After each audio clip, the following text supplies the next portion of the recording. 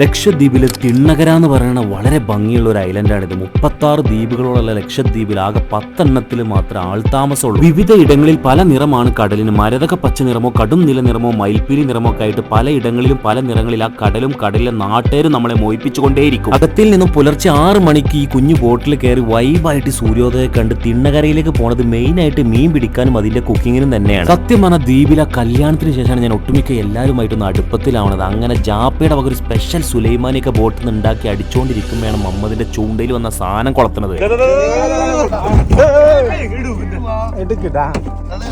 ഈ ഫ്രഷ് മീൻ പെടക്കണ മീൻ എന്നൊക്കെ കേട്ടിട്ടേ ഉള്ളൂ. ജീവിതത്തിൽ ആദ്യമായിട്ടാണ് അത് കാണുന്നതും കഴിക്കാൻ ഇനി പോണതും. ഇതിനുപയോഗിച്ച് ചൂണ്ടയിൽ വരുന്ന പ്രത്യേക ടൈപ്പാണ്. ഇതിന്റെ ചുണ്ടിലും പല്ലൊക്കെ ഒട്ടിപ്പിടിക്കും. ഇതിന് യെല്ലോ ഫിൻ ചൂണ എന്നാണ് ഇവിടെ പറയാ, ഊള എന്നൊക്കെ പറയാം. നമ്മുടെ നാട്ടിൽ ഇപ്പോൾ ചൂര ആ കാറ്റഗറി പെട്ട സാധനമാണ്. നമുക്ക് കഴിക്കാനും കുക്കിങ്ങിനും ആവശ്യമായിട്ടുള്ള എല്ലാ സാധനങ്ങളും കൈ കരുതിയിട്ടുണ്ടെങ്കിൽ നങ്കൂരം ഇട്ടിട്ട് നീരാളിയെ പിടിക്കാനുള്ള ഒരു പോക്കാണ്. അതിന് കുറച്ച് സമയം എടുക്കും. നിങ്ങൾ കാത്തിരിക്കുക തന്നെ വേണം.